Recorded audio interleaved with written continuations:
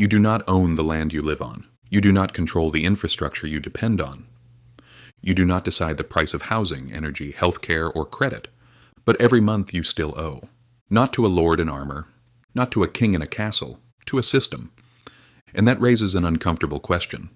At what point does an economy stop being modern and start behaving like feudalism again?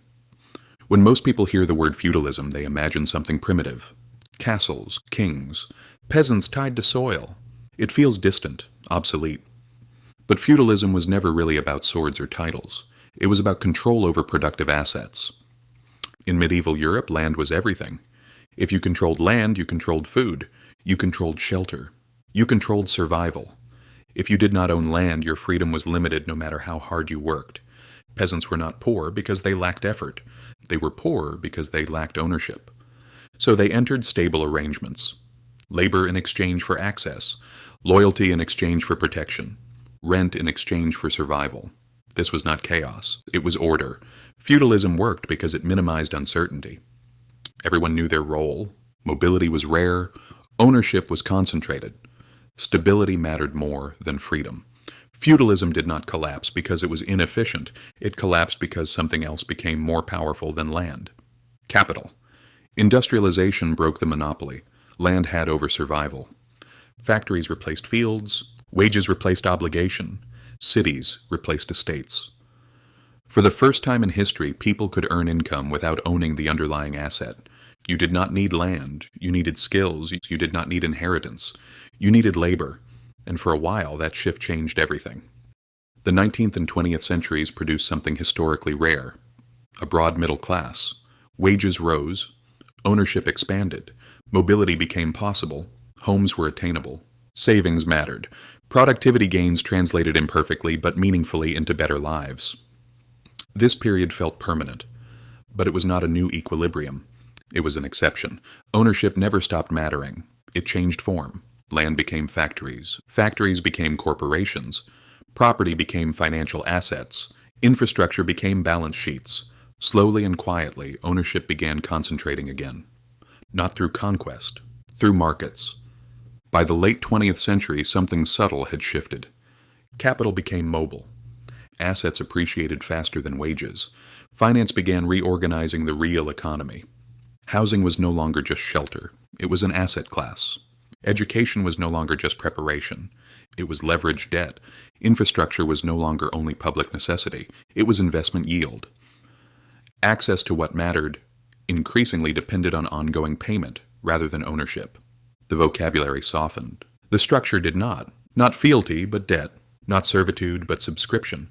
Not land tenure, but permanent rent. Choice feels like freedom even when the options converge. Here is where the comparison becomes uncomfortable. Feudalism was defined by dependency without ownership. The medieval peasant depended on land he did not own. The modern worker depends on housing, platforms, infrastructure, and financial systems he does not own. Different tools, same logic.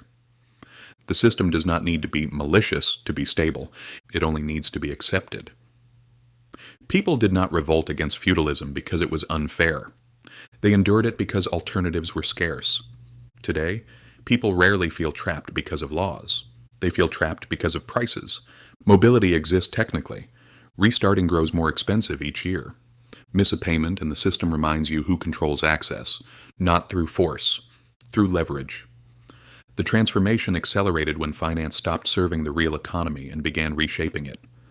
When assets appreciate faster than labor, ownership becomes destiny.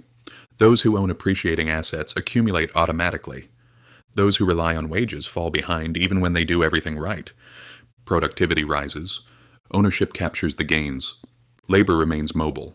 Life becomes expensive. Debt fills the gap. Mortgages replace land tenure. Student loans replace apprenticeship. Credit replaces savings. Each obligation is framed as opportunity. Debt locks future labor into past prices. A medieval peasant owed labor to land he did not own.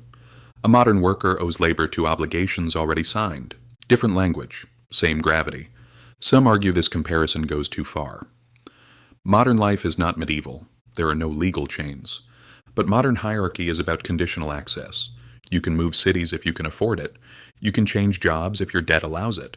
You can participate if you remain solvent. This is not coercion, it is conditioning, and it works because it feels normal. People adjust budgets instead of revolting. They chase returns instead of questioning asset inflation. They blame themselves instead of examining structure. When instability appears, the response reveals priorities. Assets are protected first, liquidity flows upward, losses are socialized. This is not moral commentary. It is structural observation.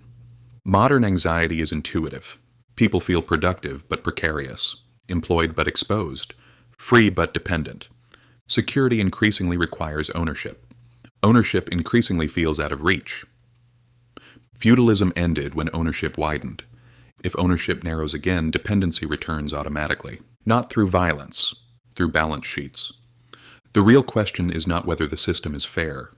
The real question is whether a society can remain stable when most people participate permanently, but own temporarily. When they carry risk but not upside. Stability without mobility eventually becomes stagnation. Modern freedom exists on a spectrum shaped by ownership, leverage, and access. The closer you are to ownership, the more resilient you become. Power does not disappear. It reorganizes. Feudalism did not end when castles fell. It ended when ownership widened. It returns whenever ownership narrows again. Different century, same structure. If this gave you a new perspective, hit subscribe. History has the answers. I will show you where to look.